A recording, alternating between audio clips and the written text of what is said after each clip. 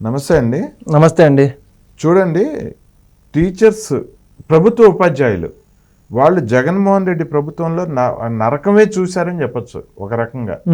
నాకు తెలిసి ఒక్క మాటలో చెప్పాలంటే కొన్ని వందల వేల మంది ఉపాధ్యాయులు వాలంటరీ రిటైర్మెంట్ పెట్టుకొని ఉద్యోగాలు వదిలేసి వెళ్ళిపోయారండి.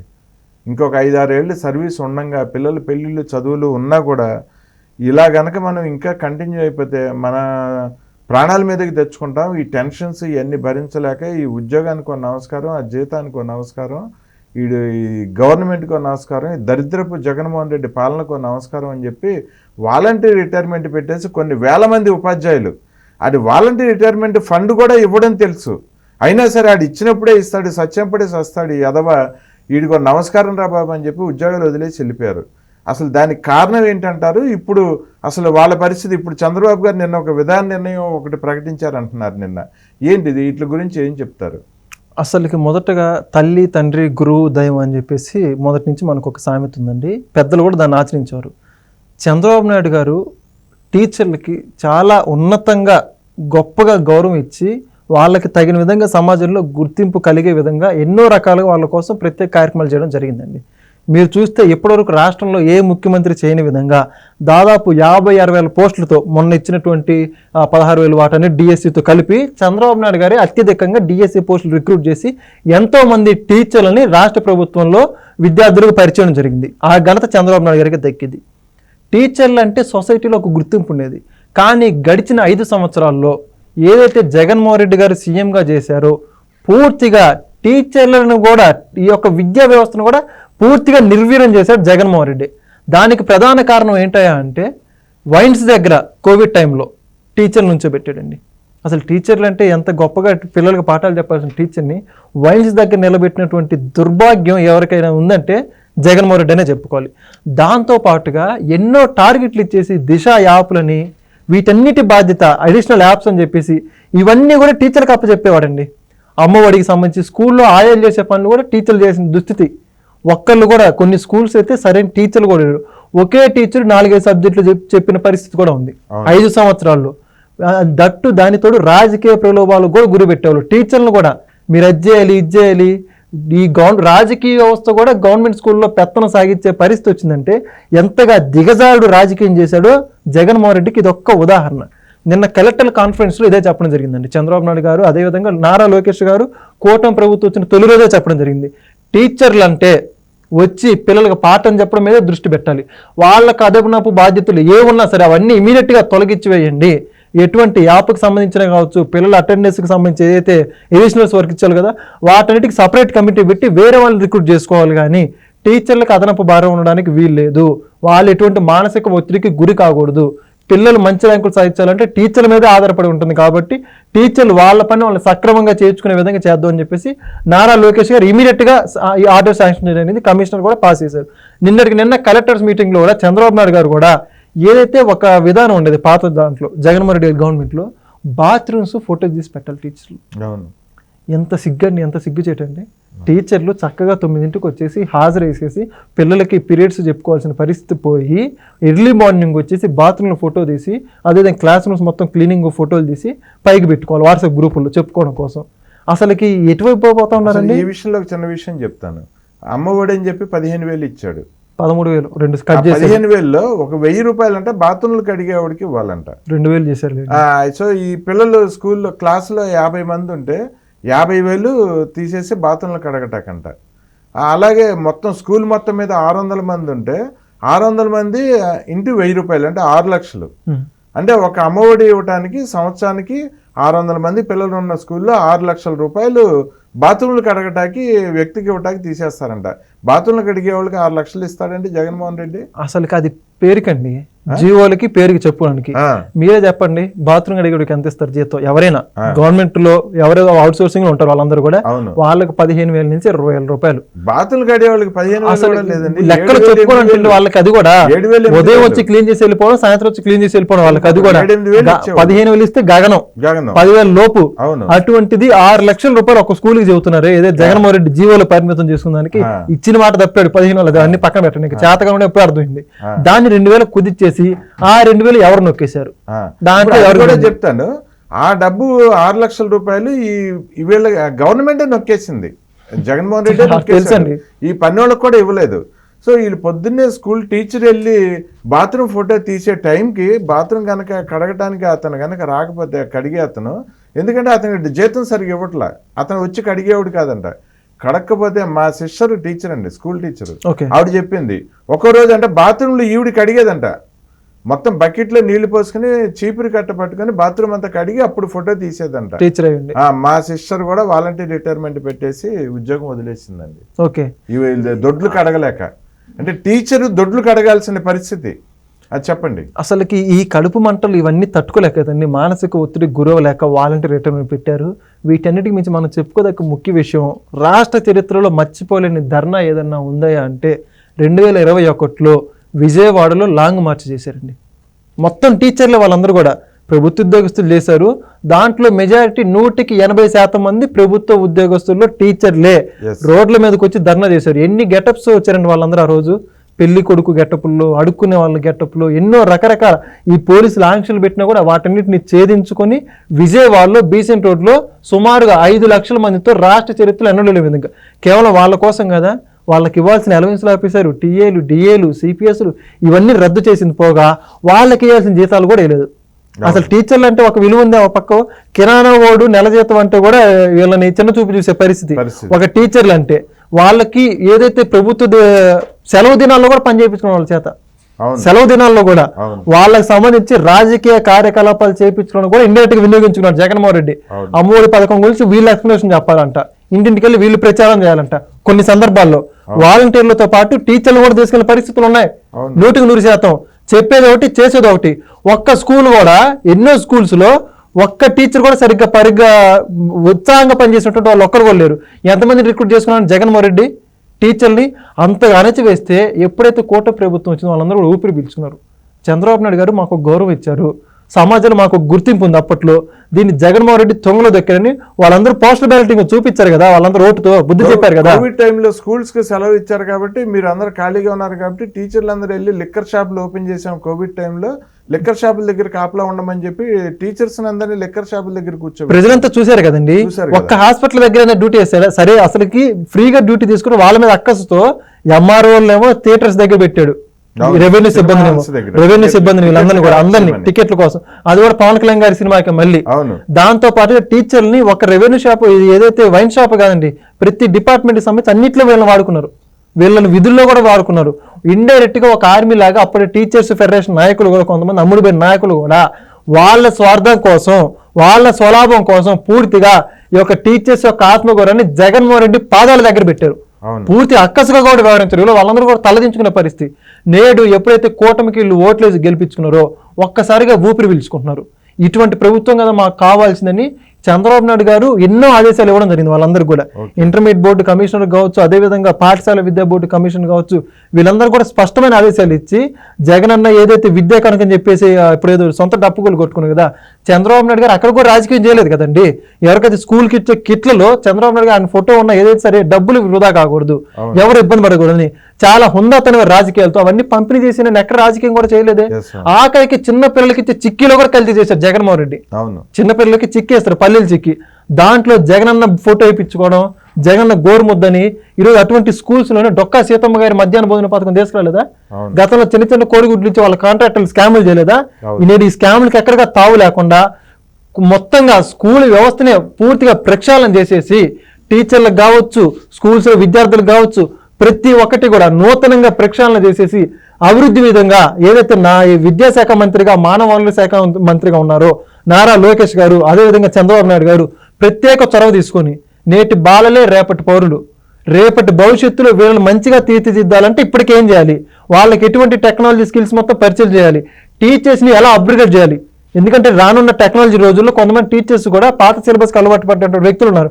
వాళ్ళందరికీ కొత్త టెక్నాలజీ క్లాసెస్ కూడా ఇంట్రొడ్యూస్ చేపిస్తున్నారు. జర్మనీ నుంచి కొత్త సాంకేతిక బృందాన్ని తీసుకొచ్చి వాళ్ళ చేత ట్రైనింగ్ క్లాసులు మన ఆంధ్ర టీచర్స్ పెట్టిస్తున్నారు చంద్రబాబు నాయుడు గారు. దానికి అనుగుణంగా ప్రణాళిక కూడా సిద్ధం చేశారు. సో వీళ్ళందరికీ టీచర్స్ కి ట్రైనింగ్ ఇప్పించేసి తదనుగుణంగా పిల్లలకి నేటి పోటీ పరీక్షల్లో, నేటి పోటీ ప్రపంచంలో ఎలా ఉన్న స్థాయికి తీసుకెళ్లాలో ఆ స్కిల్స్ అన్ని కూడా ఇప్పటి నుంచి ప్రభుత్వ పాఠశాలల్లో నేర్పే విధంగా బృహత్తమైన కార్యక్రమం శ్రీకారం చుట్టారు. ఇది ఒక్కటి చాలదంటారా టీచర్ల పట్ల చంద్రబాబు నాయుడు ఏ విధంగా శ్రద్ధ తీసుకున్నారని చెప్పడానికి? దీనితో పాటుగా జగన్మోహన్ రెడ్డి ఎన్నో దుశ్చర్యలు చేశారండి. టీచర్లను కొన్ని సందర్భాల్లో చూస్తే ఆయన ఏదన్నా జగన్మోహన్ రెడ్డి గారు గతంలో ముఖ్యమంత్రి హోదాలో ఏదన్నా మీటింగ్ పెట్టంటే చాలు స్కూల్స్ అన్నిటికీ సెలవు, స్కూల్స్ బస్సులు అన్నిటికీ ఇంకా ఆయన మీటింగ్స్ కే తీసుకోవాలి. సిద్ధం సభలకు ఒకటైనా గవర్నమెంట్ బస్సులు వాడారా? అన్ని ప్రైవేట్ బస్సులే. డైరెక్ట్ ఆర్టీఓలు ఫోన్ చేసేసి స్కూల్ యాజమాన్యానికి కాలేజ్ యాజమాన్యానికి ఫోన్ చేసి మీ స్కూల్కి సెలవు ఇవ్వాలి, మీ బస్సులు మాకు పంపించాలి, రేపు సీఎం గారి మీటింగ్ మీ పిల్లల్ని తీసుకెళ్లారు. స్కూల్స్ లో యూనివర్సిటీస్ లో జగనన్న సాంగ్ పెట్టి డాన్స్ లేదా? అసలు స్కూల్స్ కి రాజకీయాన్ని పరిచయం చేసి రాజకీయ రంగు రుద్ది ఎవరైతే రాష్ట్రంలో పనికిమాలిన ముఖ్యమంత్రి ఉన్నారు జగన్మోహన్ రెడ్డి కాదా? స్కూల్స్ ని ఎంతమంది చేత పాటలు ఇప్పించుకోండి సెల్ఫ్ డబ్బా. ఒక స్థానిక ఎమ్మెల్యే పోతే అప్పట్లో ఎమ్మెల్యేలు పోతే జగన్మోహన్ రెడ్డి గారి సాంగ్ పెట్టి ఆయన పార్టీ రంగులు వేసుకుని పార్టీ వస్త్రాలతో కూడిన డ్రెస్సులు వేసుకొని స్కూల్స్ కి పార్టీ రంగులు వేసేసి అసలుకి పార్టీ ఆఫీసా స్కూల్ అనే డౌట్ ఉండేది. టీచర్లు అడగడానికి కూడా లేదు. టీచర్లు ట్రాన్స్ఫర్ కూడా ఆపించారు. ట్రాన్స్ఫర్ లోనే డబ్బులు కట్టాలంట. మినిస్టర్కి అప్పట్లో బొత్స సత్యనారాయణ గారికి వాళ్ళకి ఏదైనా ట్రాన్స్ఫర్ కావాలంటే ఆయనకి ఎంతని పెట్టాలంట. మొన్నటి మనం నారా లోకేష్ గారు ఆశ్చర్యపోయారు. సార్ ఎంత కొంత మీకు కూడా ఇస్తాము మీరు కూడా చూడండి అన్నట్టుగా వచ్చాయంట వాదనలు. నారా లోకేష్ గారు స్ట్రిక్ట్ వార్నింగ్ ఇచ్చారు. ఒక్కరు కూడా లంచం అనే మాట మాట్లాడడానికి లేదు. ప్రభుత్వం ఎక్కడ కూడా ఇన్వాల్వ్మెంట్ అవ్వదు. రాజకీయాలకు సంబంధించి ఎక్కడ రాజకీయ నాయకుడు ఒక్కడు కూడా అవడు. ఎవరన్నా ఏదైతే వాళ్ళకి ట్రాన్స్ఫర్ వాళ్ళ సీనియర్ ఏదైతే చట్ట ప్రకారంగా జరగలో దానికి అనుగుణంగా దానికి లోబడి మాత్రమే ఇవి ట్రాన్స్ఫర్స్ అనేవి ఉంటాయి. ఆ విధంగా రాజకీయంగా కూడా స్కూల్స్ వాడేసుకున్నారండి. టీచర్ని పిల్లలు కూడా వాడుకున్న దుర్మార్గుడు జగన్మోహన్ రెడ్డి. ఇంకో దరిద్రం అండి. అసలు ఆ జగన్మోహన్ రెడ్డిని చూస్తే అసహ్యం వేసే విషయం ఏంటంటే జగన్మోహన్ రెడ్డి అధికారంలో ఉండగా ఈడు ఎప్పుడన్నా బయటికి వెళ్తే బయట నుంచి ఎవరికి కనపడకుండా ఉండటానికి చెట్ల చాటు నుంచి కూడా ఎవరు చూడకుండా ఉండాలనే ఉద్దేశంతో 4,85,000 చెట్లను నరికించేశాడంటండి. కేంద్ర పర్యావరణ శాఖ వాటి లెక్కలు తీసి వాటన్నిటి మీద ఇప్పుడు చర్యలు తీసుకోబోతుంది. నిన్న ఏం జరిగిందంటే పార్లమెంట్ సమావేశాలు జరిగాయి కదండి. పార్లమెంట్ సమావేశాల్లో భాగంగా మన విజయవాడ పార్లమెంట్ సభ్యులైనటువంటి కేసుని చిన్ని గారు ఒక ప్రశ్న అడగడం జరిగింది. మన రాష్ట్రంలో అటవీ శాఖకు సంబంధించి కావచ్చు ఈ చెట్లకు సంబంధించిన కావచ్చు స్థితిగతులు ఏంటని క్వశ్చన్ అడిగితే దానికి సంబంధించి పర్యావరణ శాఖ మంత్రి ఎవరైతే ఉన్నారో ఆయన సమాధానం చూతా మీ రాష్ట్రంలో గడిచిన 5 సంవత్సరాల్లో 4,90,000 పైచిలుకు చెట్లు కొట్టేశారంటండి. 4,90,000 పైచిలుకు చెట్లు. అసలు భీమవరంలో కొన్ని ప్రాంతాల్లో అయితే 200-300 సంవత్సరాల నాటి చెట్లు ఉన్నాయి. అది అసలు ప్రకృతి ఆస్తి రావి చెట్టు. అది కొన్ని వందల సంవత్సరాల నాటి ఎంతో పర్యాటక ప్రాంతం కూడా అభివృద్ధి చెందినటువంటి ఉన్నాయి. ఈయన వచ్చే అరగంట దాని కోసం అసలు చెట్లు కొట్టేనతోనే ఆయన పతనం అక్కడే మొదలైంది అనుకోవాలి. అసలు చెట్లు ఏంటండి ఈరోజు చెట్లు ఎంత ఆక్సిజన్ ఇస్తా ఎంత మేలు జరుగుతా ఉంది. అసలు ఒకటండి నా డౌట్, అసలు ఆయన రావటానికి చెట్లు నరికేయడానికి ఏంటి సంబంధం? అసలు చెట్లను ఎందుకు నరికేశాడు? అంటే పచ్చగా ఉంటే చూడలేడు జగన్మోహన్ రెడ్డి అని ఒక ట్రోల్ వస్తూ ఉంటుంది సోషల్ మీడియాలో. సో అది కూడా కాదు, అసలు ఆయన ఎందుకు చెట్లు నరికిస్తున్నాడు?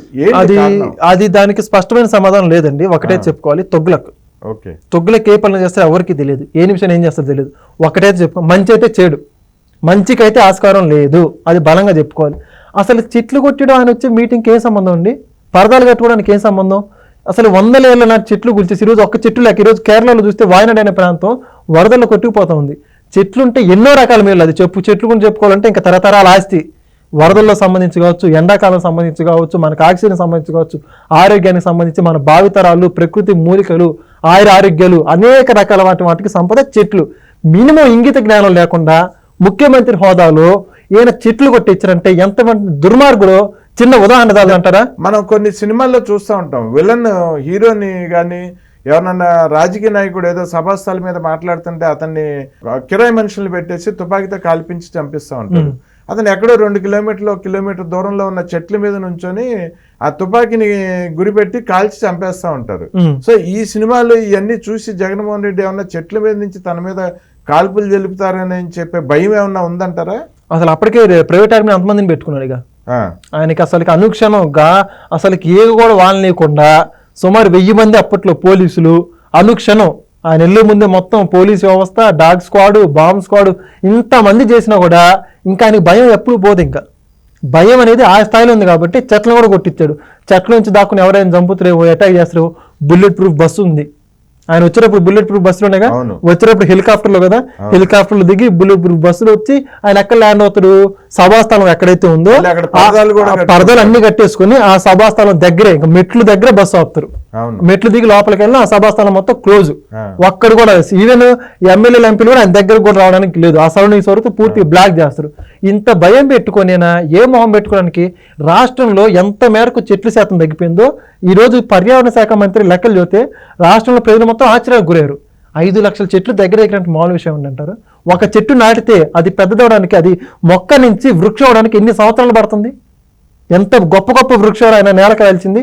దాంట్లో ప్రధానంగా చూసుకుంటే జిల్లాల వారీగా లిస్టు తీస్తే ఫస్ట్ లిస్టులో ఉంది చిత్తూరు. ఓ పక్క దేశంలోనే చెట్లు అంతరించిపోతా ఉన్నాయి. అటవీ శాఖ ఏదైతే చెట్ల సంబంధించి సంఖ్య తగ్గిపోతా ఉంది. రాష్ట్ర మనుగడే ఉనికిలో పడే పరిస్థితి. చెట్లు లేకపోతే మానవ మనుగడే లేదు. అటువంటిది చెట్లు కొట్టేపిచ్చి మీ రాష్ట్రంలో ఇంత శాతం తగ్గిపోయిందయ్యా. చిత్తూరు ప్రథమ స్థానం నిలిచిందంటే చిత్తూరు అటవీకి ప్రసిద్ధి అండి. ఎన్నో రకాల శేషాచల అడవులు ఇవన్నీ ఉన్నాయి. అటువంటి దాంట్లో కూడా ఆయన చెట్లు తగ్గించారంటే జగన్మోహన్ రెడ్డి రాష్ట్రానికి కుంభకోణాల్లో ప్రజలకే నష్టం కాకుండా ప్రకృతికి కూడా నష్టం చేశాడు, ప్రకృతిని కూడా దోచుకున్నాడు అని చెప్పడానికి ఇదో ఉన్న ప్రకృతి ఎన్నో. 2014లో హుద్హుద్ తుఫాన్ వచ్చింది. అప్పుడు విశాఖపట్నం అంతా సర్వనాశనం అయిపోయింది అంటారు. అప్పుడు మొత్తం చెట్లన్నీ అసలు ఒక్క ఆకు కూడా లేకుండా కూలిపోయినాయి, మొత్తం అన్ని విరిగి పడిపోయినాయి అంటారు. ఆ తర్వాత చంద్రబాబు నాయుడు గారు ఎన్నో రకాల వృక్ష జాతులను తెప్పించి మళ్ళీ విశాఖపట్నం మొత్తం నాటించారు. ఆ మొత్తం విశాఖపట్నం అంతా ఇవాళ పచ్చగా కలకలాడుతూ ఉంది. వాటిల్ని కూడా మళ్ళీ అంటే 2014 నుంచి 24 ఈ 10 ఏళ్లలో అవి మళ్ళీ పెద్ద పెద్ద వృక్షాల కింద ఎదిగిపోయినాయి. వాటిల్ని కూడా జగన్మోహన్ రెడ్డి మళ్ళీ మీటింగ్లకు వెళ్ళినప్పుడు, తన సభలకు వెళ్ళినప్పుడు అవి కూడా నరికించాడు మళ్ళీ.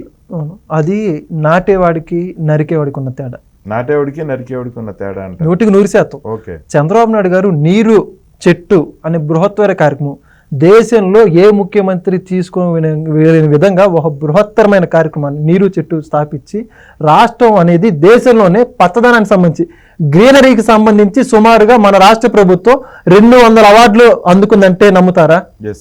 ఒక కొత్త ఏదైతే సాధారణ సేంద్రీయ పద్ధతిలోనే వ్యవసాయం చేయాలి, దానికి చెట్లు ఎంతో మూలకారకాలు. మన దేశంలో చెట్లకు సంబంధించి ఎంతో ప్రయత్నం ఉంది. నేడు విదేశాల్లో ఎక్కడ లేని చెట్లు వీటన్నిటికి సంబంధించి కావచ్చు, బయోకెమికల్స్ వీటన్నిటి కూడా పుట్టింది కేంద్రం ఏదన్నా ఉందంటే మన ఆంధ్ర రాష్ట్రం అండి. అందులో మన దేశంలో ప్రధానంగా చెప్పుకునేది ఆంధ్ర రాష్ట్రం. ఆంధ్ర రాష్ట్రం ఎర్రచందనం దగ్గర నుంచి అనేక రకమైన మూలికలు కూడా దొరుకుతూ ఉంటాయి. మన దగ్గర నల్లమల అడవులు కావచ్చు, శేషాచలం అడవులు కావచ్చు, ఇలా అనేక ప్రత్యేకమైన అడవుల ద్వారా అనేక ప్రకృతి సంబంధం ద్వారా కొన్ని వేల కోట్ల విలువైన సంపద మెడిసిన్ తయారవుతోంది. వేప చెట్టు ద్వారా, పసుపు చెట్టు ద్వారా, తులసి చెట్టు ద్వారా. ఇటువంటి చెట్లన్నీ ఎంతో మనకి ఇంత మేలు చేస్తూ ఉంటే చంద్రబాబు నాయుడు గారు ఆ చెట్ల విలువను గుర్తించి ఇంకా చెట్లను నాటాలి, ఆంధ్రప్రదేశ్ని హరిత ఆంధ్రప్రదేశ్ చేద్దాము అనే బృహత్తరమైన కార్యక్రమం తీసుకొచ్చిన మాట వాస్తవం కాదంటారా?